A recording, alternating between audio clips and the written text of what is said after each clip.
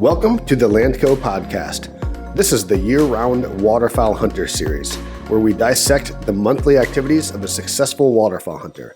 I'm your host and managing partner at Landco, John O'Reilly. Okay, guys, welcome back to the Landco podcast, the year-round Waterfowl Hunter. We're recording this one a little late. We're recording it in June, but we're talking about back in May, again with Jody Graff. Jody, thanks for joining us. Man, thanks for waiting up for me. Yeah, so tonight we're recording this one late because he was just explaining the other day that nothing broke down, which is more rare than you would think.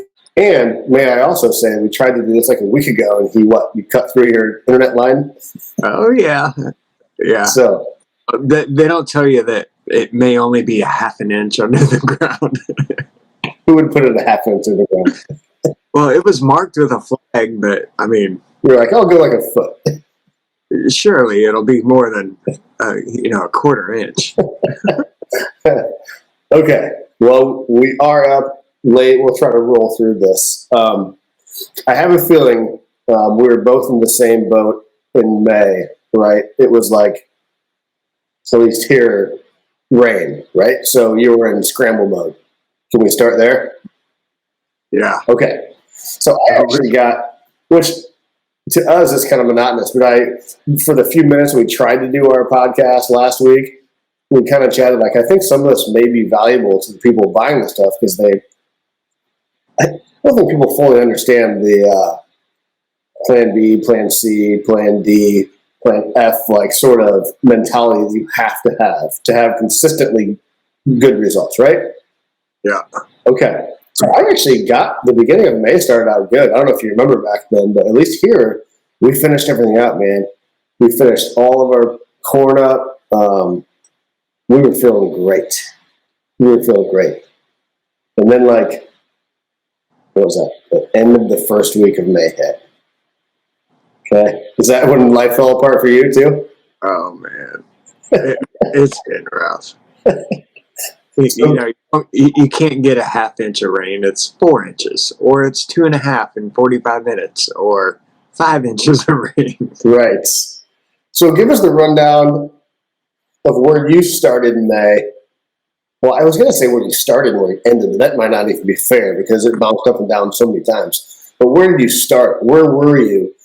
Were you close to done with your grains, or where were you in terms of planting when all that stuff started? Or levee work or whatever it was? Yeah, so we started on some of the flood protected wetlands and some of the hill ground farms in late April, early May, right there. The end of our first week of turkey season. And anyway, we got a pretty good start. Had a nice little window, but man, we got pounded with rain. Later on in May, and not just once, but twice and 3 times. And so we've replanted some stuff 3 times already, and it just seems like we just haven't been able to get out of the starting block, But that was the story in May. We'd plant and supposed to get a half an inch of rain, and it would rain 4 inches, or we'd plant and it'd rain 5 inches, and not even the river, backing up into some of these properties, just the surface water. We couldn't get rid of it. So, in all fairness, how often does this happen in the last 5 years? Because for us, it's happened 4. It's been a rough few years. 18 was wet in the beginning and then turned off super dry and really dry all summer long. Then October of 19, we went into what seemed like a flood that led to more and more, and we've been in that pattern since October of 19. Yeah. So I only say that because I don't want to understate the importance of having a decent plan for when plan A doesn't work. Because we chatted last time, it's the pieces that have plan A and it doesn't go well and they're done. Those are the pieces that you look at the people and man, they always seem to do good. Well, it's they didn't stop. Like you said, sometimes just the Hail Mary at the very end when you're broadcasting millet and, beginning of August. At least you're trying something, right? So I do think this will be valuable.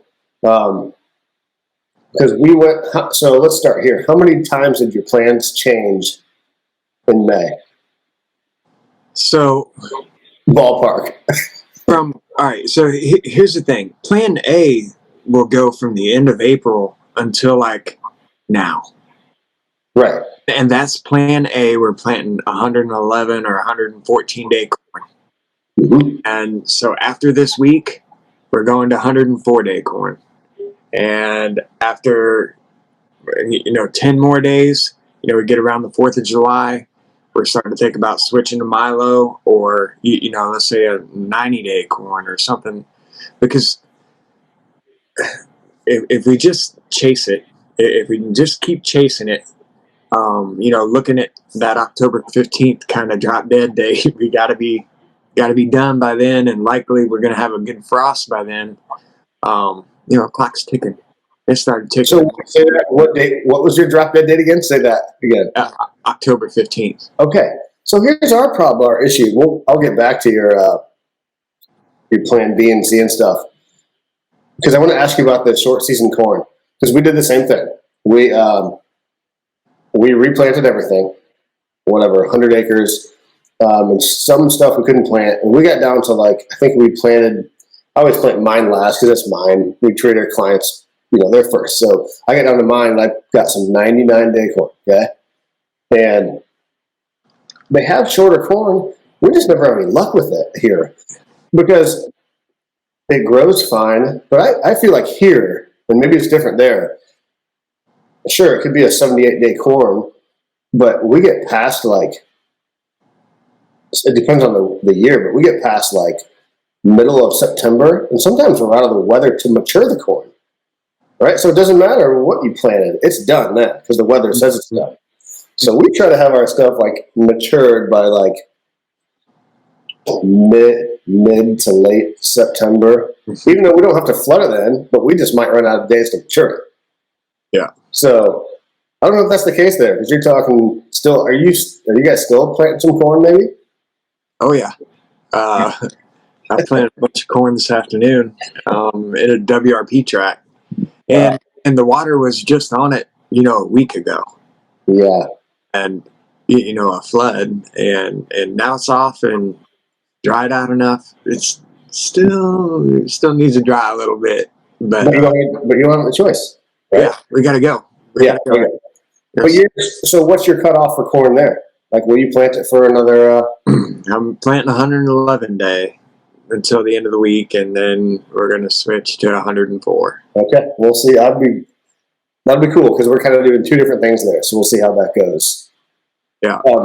Okay, so back to planning your plan B, because here's where it gets, at least for me, where people don't understand where it gets a little tricky is because have you ordered the 104-day corn or the 99-day corn yet? I don't know. Yeah, I need to call Tyler tomorrow.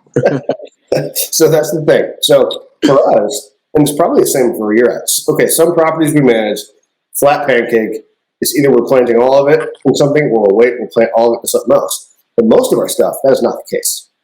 So it's okay, we have this farm that's 40 acres to plant. We're going to plant all corn.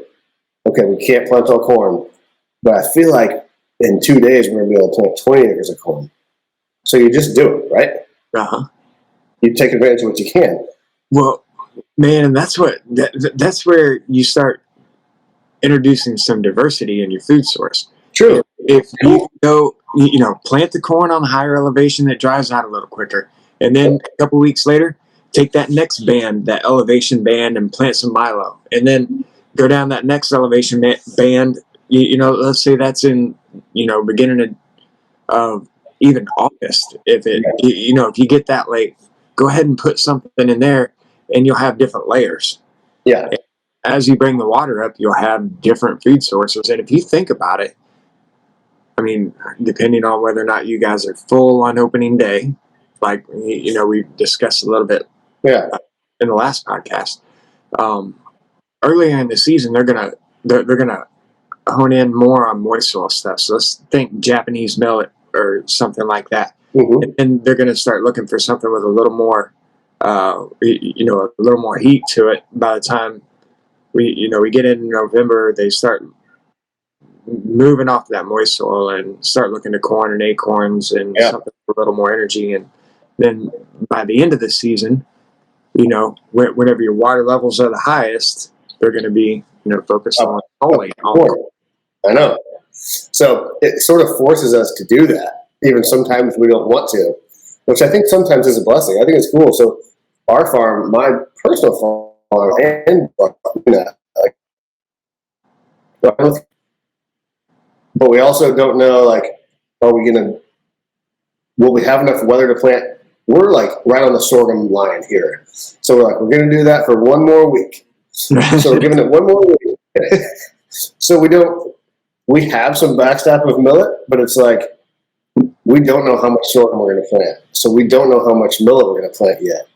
But so you almost take it in stages. So our next band, because we've chatted, is going to be sorghum. Usually it's not. Usually we go corn, and wherever we can't plant the corn, our next band is also corn, right? So like we'll go corn like 112, 114.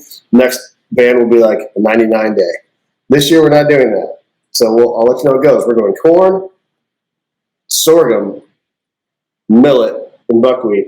And this year, which we're trying a few farms, rice. But we don't know how much or where because we don't know yet.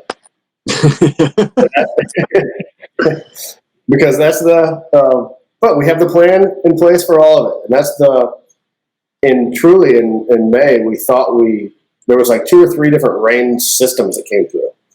Right? Is that how it happened with you guys? Oh, yeah. So we're past it. We're like, you know what? Our corn is screwed. It's fine.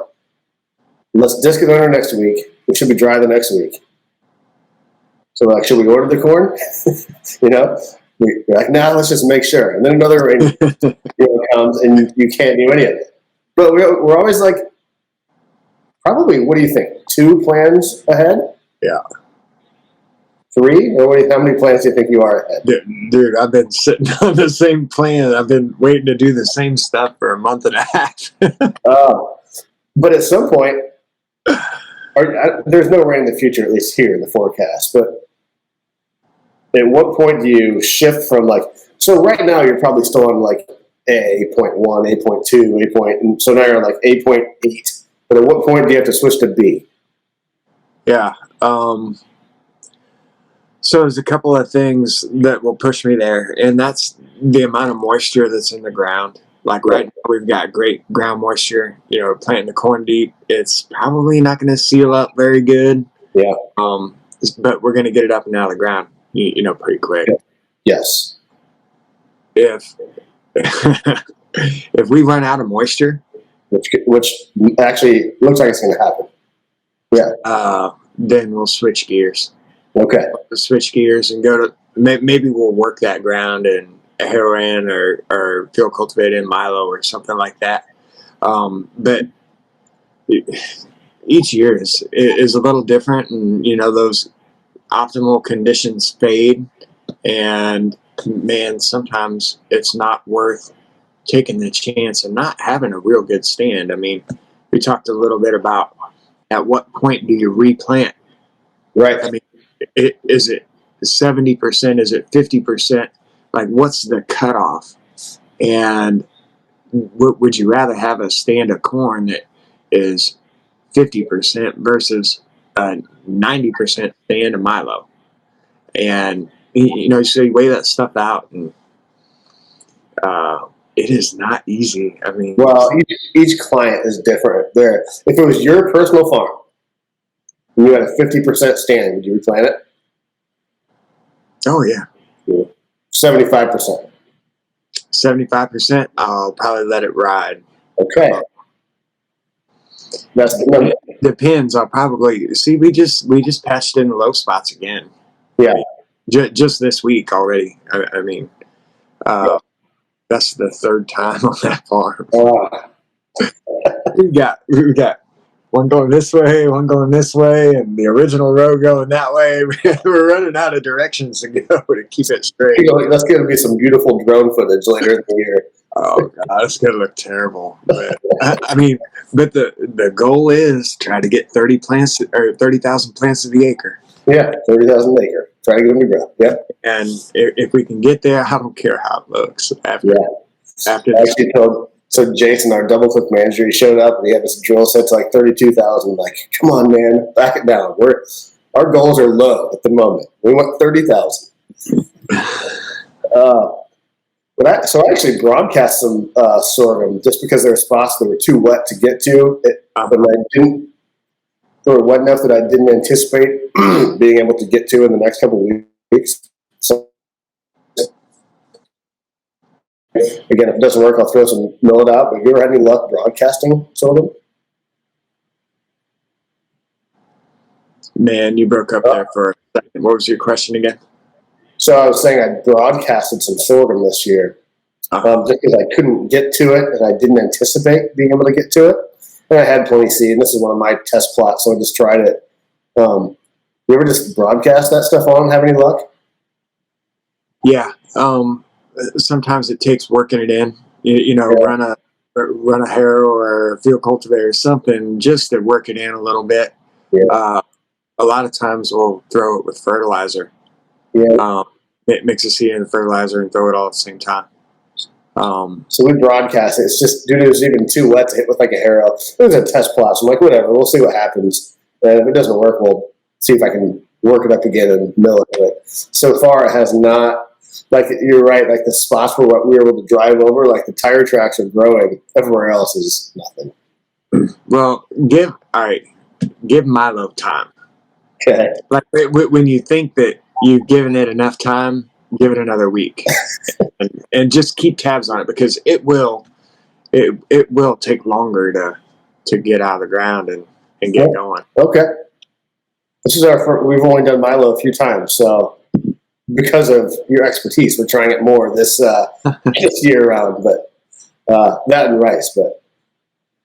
But did you work any dirt?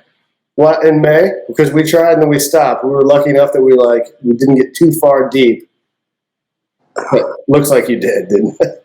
Hill ground. Okay, well, that's not too bad. You didn't work any dirt that it was low and you just kind of wasted your time. Yeah. Okay. I did get a little bit worked up that we planted today, but I didn't work that ground again today. I'm gonna no-till everything from here on out. Just it's a hard time of the year to try and work gumbo and have decent planting conditions. It just either dries out too quick or won't dry out. Or what about the stuff that you'll do later in July, the millet stuff? Do you actually drill that or you work that? A lot of times millet we broadcast it and we'll try to go into mud flats, like the nastiest, muddiest, almost get stuck the whole time mud flat. Those are the worst. Like walking around in boots, like up your knees in it. Right. But it grows right there. It likes it. Yeah, it does. So we'll push that on some of the ground that's going to be a little drier. We'll try to disc it because with jet millet or even golden millet, we're not like a lot of the reason that we work the ground before we throw something like that is so that we get the benefit of the moist soil response next year. We need that soil disturbance this year, even though we're basically throwing a cover crop. Yeah, we're banking on that moist soil response next year. And so that's where you start rotating your food plots around a little bit, and each year you're doing, let's say, a third, and you're creating diversity. You're getting better moist soil plants. I know you guys are planting a lot of corn over there, but well, so explain that again. You're saying if you break it up, if you disc that stuff up, you're just turning it over. So next year there's going to be more diversity there if you just let it lie. Yeah, the hope is to get more wild millet, Pennsylvania smartweed, more annual, moist soil type plants that are naturally going to be there. Yeah. And that might be geared a little more towards, let's say, WRP properties. Yeah. Because you can only plant 5% of the property in food plots, but you can disc 33%. So that 33% disking, is helping you produce more More stuff. Right? wild millet, Pennsylvania smart wheat, that kind of good stuff. Right. Okay. Well, we just stuff up. We have luck with millet on the mud flats, but once it dries out above that, if we don't work it, we have pretty minimal success. But if we work it, even if we can't get in there because it's too wet to like Harrowwood or something, it seems to find those little cracks and we get a couple rains and it grows just a ton better for us. Yeah. So if it's not mud, we try to work it before this. It seems to work pretty good. Same thing with the buckwheat. So we try to work most of that stuff. Like you said, unless it's mud flats, then we're good. But that's a nasty, nasty job. Yeah. You know what's going to be nastier? You should come up and help me on this one. The rice, planting it. So we're going to plant it. We've probably, it's not big, but it's a test plot. We probably have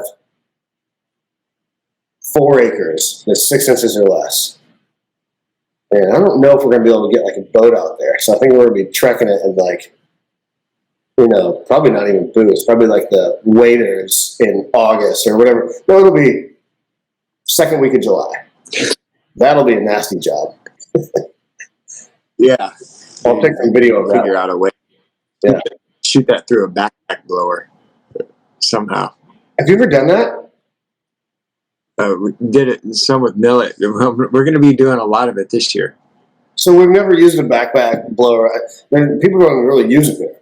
I literally was talking to Pudic like a few weeks ago. I'm like, how can we do that, man? Like, I got as desperate as like, can we just like reverse the shot back and just like blow it out there? Because it's not too far. It's just long. Like if we could blow it out there 40 yards, we'd be good. Yeah, you get the wind at your back and it's up in the air and let it carry. Yeah. So what do you use? What's the backpack blower?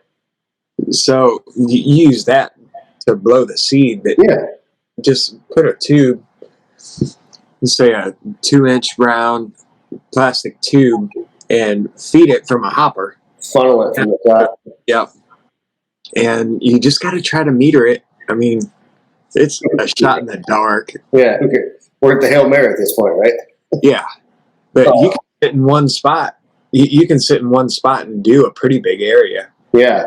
You get the wind at your back, and especially if you got a little drier ground and you can stay on a little bit of drier ground and get all that nasty mud flat out there. Oh, we totally can too. Yeah. I might have to figure that out. What are you using for like a hopper to get your because it's just backpack stuff. So how do you? It was nothing pre-made. Like it was nothing manufactured. It was pretty redneck. Just like a dude with a bucket dumping it in at the top, or what? It was elaborate. This year we're gonna have a little better setup. We're actually gonna put 2 backpack blowers. Okay. We're gonna put a big hopper up and tie them both in, and put them on stands. I mean, it's gonna be like a video game. I'll send you some video whenever you get it. It's gonna be great. We need some video of that. I'll manufacture my own. We'll see who's better. Okay. Well, we're at 20 minutes or so. It was an awful month. This month is actually June has been awesome, right? So far. So we're like almost caught up. We're moving dirt again on projects. We're booking new projects. So this month, which we will record, hopefully not too far from now, will be action packed. So, but I think this is cool for people to know that haven't ever owned waterfowl land, or B, that haven't, but have always just like stopped on plan A, because obviously there's more to it than that. So, what are we missing? Anything? Man, and the reason that we can't just stop it at plan A is because we got to provide quality habitat every year. That's what builds that rapport, builds your flock, the ducks that are using your property. They're going to come there and check it out every single year. And as long as you can give them something. There are some years when we get a late July flood and we're screwed. And sometimes it happens. But just keep plugging away. because when all your neighbors don't do it and you do, you succeed on plan C or D or E or F or whatever it is, and you've got all the ducks. All your neighbors are going to be like, man, I wonder what he did, you know? I wonder what he did. Yeah. And yeah, that's the guy working his ass off in June and July and making it happen. Nothing comes easy in in those wetlands. And Right. No, 100%. That's why you're out there in mud boots in the flats spreading millet in the middle of July. Okay, well, let's do it again in like, what, 3 weeks? Are you guys moving dirt already this week or this month, or are you still planting stuff? yeah, no, we started moving dirt this week, and we're gonna have our hands full. It just needs to stay dry until October 15th, and we'll You say that, but then we're gonna run out of moisture, and then you're gonna be 99-day corn. Hey, man, bring on a drought. It's something different. Yeah. We haven't seen anything else except for rain for the last 2 years, man. We had a drought. Well, what was it? Now I lose track of my years. Either 19 or 18. It was flood. Then we actually got our corn in after it, and like now we're like awesome. And then it didn't rain forever. And our year. concrete, yeah, for like a year. It was like literally concrete. It's like, well, nothing's gonna break through that. So don't be wishing the drought on us. Okay, well, you guys, thanks for listening. Unless Jody, you got anything else to add? Are we good? No, man. Okay. Yeah. Well, we will try to be a little more punctual next week, as long as Jody doesn't run over anything or break anything. And we will be back in about 3 weeks with episode 6 covering June, and we will see you shortly. Thanks for listening.